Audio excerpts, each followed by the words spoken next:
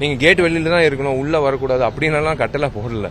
ஒரு விண்ணப்பம், நீங்களும் நாங்களும் ஒரே குடும்பம் தான், அவ்வளோதான், வேற ஒன்றும் இல்லை. வெவ்வேறு பிரிவில் இருக்கும், அவ்வளோதான். இப்போ பெரிய பட்ஜெட் படங்களோட சிறிய பட்ஜெட் படங்கள் நல்லாவே ஓடுது, நல்ல விமர்சனங்கள் வருது அப்படின்னு சொல்றாங்க. நல்ல விஷயங்க, அது எவ்வளோ ஆரோக்கியமான ஒரு விஷயம். எப்பவுமே ஒரு ஆதங்கம் இருந்துட்டே இருந்தது.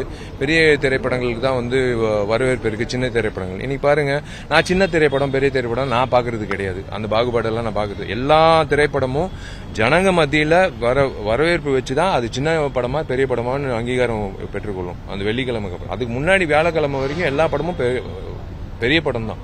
ஸோ அந்த வகையில் வந்து இப்போ படங்கள் வந்து ரிலீஸ் ஆகும்போது ரொம்ப சந்தோஷமா இருக்கு. இந்த கமலா தியேட்டர் வரும்போது ஒரு பயங்கர பாசிட்டிவிட்டி வருது.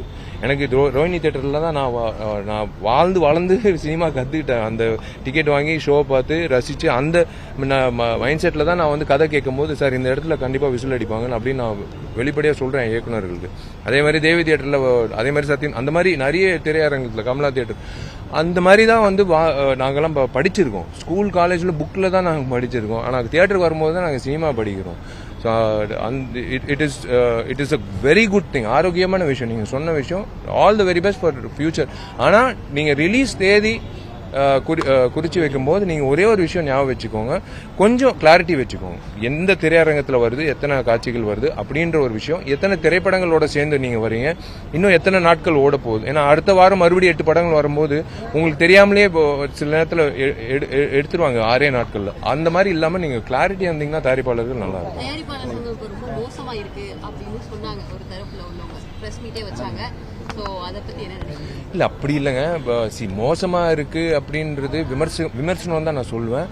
பட் என்னோட விண்ணப்பம் என்னன்னா, அந்த ரெகுலேஷன் கமிட்டி நீங்க திரும்ப கொண்டு வந்து எல்லாருக்கும் ஒரு கிளாரிட்டி கொடுத்தீங்கன்னா,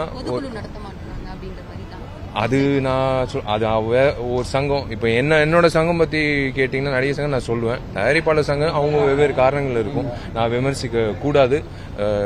அதுக்கு நல்லபடியா ஒரு வழிகாட்டா இருந்தா நல்லா இருக்கும். வர போற படங்களுக்கும் தயாரிப்பாளர்கள். விஷால் 35 என்ன மாதிரியான ஒரு கதைக்களம் கொண்ட படமா இருக்கும்? இப்ப எந்த மாதிரியான எதிர்பார்க்கலாம்? புதிய களமா ரவியர்ஸோட ஃபர்ஸ்ட் டைம் நான் சேர்ந்து பண்றேன். சூப்பர் குட் ஆர்பி சௌத்ரி சாரோட 99வது திரைப்படம், ஃபர்ஸ்ட் டைம் அவரோட பேனர்ல பண்றேன். இது எனக்கு வந்து இன்ஃபேக்ட் இப்போ வந்து ரொம்ப ரொம்ப யோசிச்சு நம்ம வந்து கதை தேர்வு செய்யணும். ஸோ மார்க் ஆண்டனி, மதகஜராஜா பிறகு இப்போ வரும்போது ஒரு டிஃப்ரெண்டான ஒரு களம் இருந்தால் தான், ஜானர் இருந்தால் தான் அது ஏற்றுக்கொள்ளப்படுது. அந்த வகையில் ரவியர்ஸ் திரைப்படம் விஷால் 35 வந்து கூடிய சீக்கிரம் டைட்டிலும் அறிவிப்போம். டெஃபினட்டா ஒரு டிஃப்ரெண்டான ஒரு ஜானர்ல இருக்கும்னு நான் நம்புறேன்.